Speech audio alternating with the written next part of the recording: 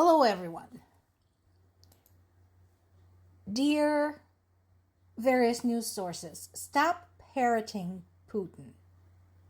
By now, you should know that he rarely says what he means, and this current statement being regurgitated all over the place, even by the most reputable news sources, is probably not true.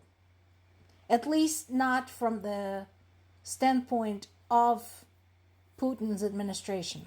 So, what began all this? That Putin suggested that Ukraine war was coming to an end and hinted at the possibility of actually meeting Zelensky in some other country to sign a peace agreement. Now, before everyone starts jumping up and down and celebrating, let's unpack this.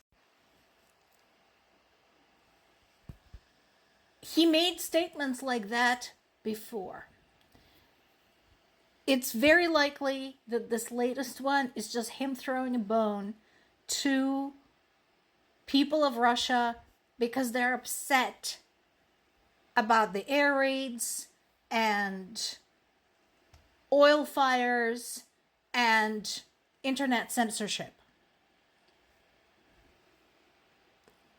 And so, even as he said that, the war might be drawing to a close, he still reiterated that the only way he would meet with Zelensky anywhere is to agree on essentially Ukraine's capitulation to Russia.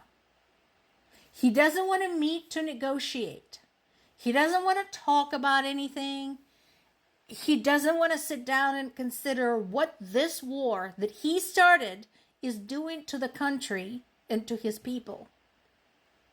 He is still very much my way or the highway, even though right now Russia's situation in general and specifically at the front is not looking so hot.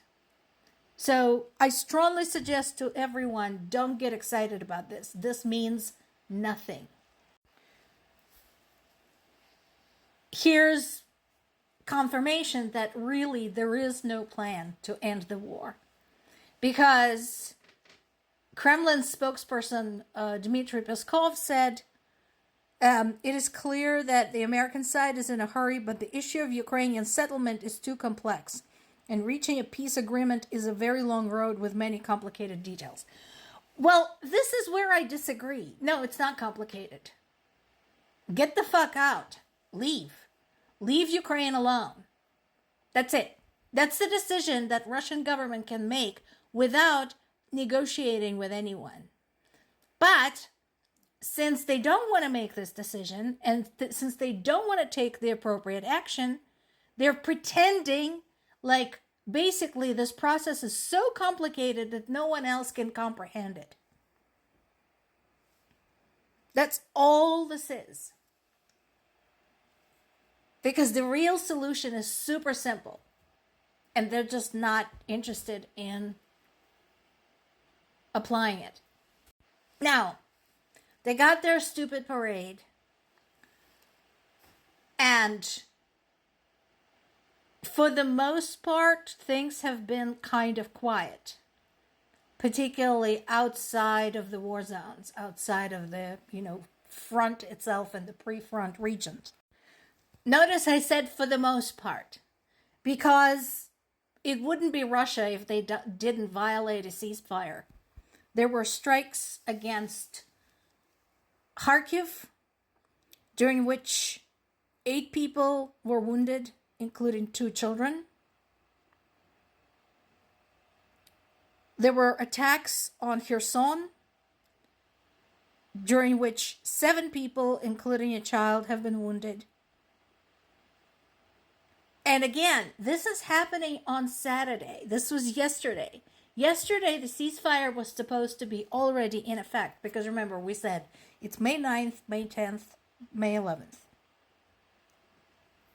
In Dnipropetrovsk, A child was wounded and there were damages to the infrastructure. So, yeah, same thing. There were no massive attacks, but there were still some attacks and people were still hurt.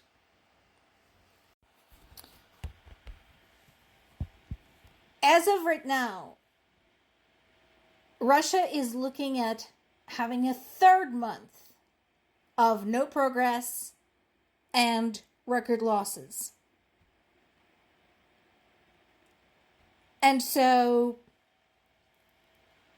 again, I don't think Putin really means it when he says the end of the war is near, because if he withdraws, if he just, tallies his losses and says, okay, enough is enough, that will be a huge humiliation to him.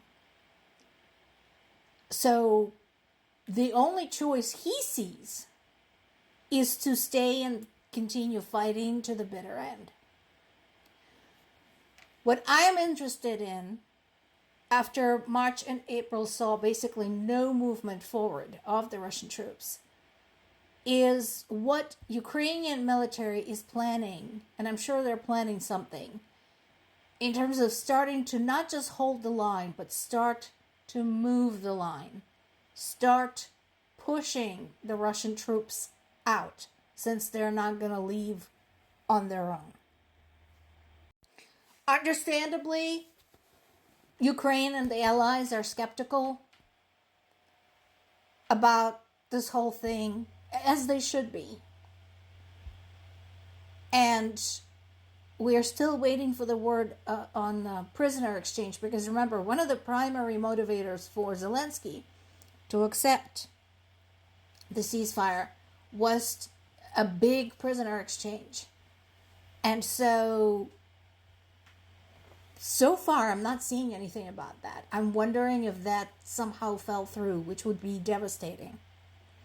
On the personal note, when I talked to my parents today, they were outside taking advantage of the ceasefire. They were planting stuff in front of their apartment building. And for the first time in I don't know how long, they actually asked to hang up early because they wanted to plant more things before it got dark, as opposed to because there was another air raid. Made all the difference in the world to them and to me. More to come.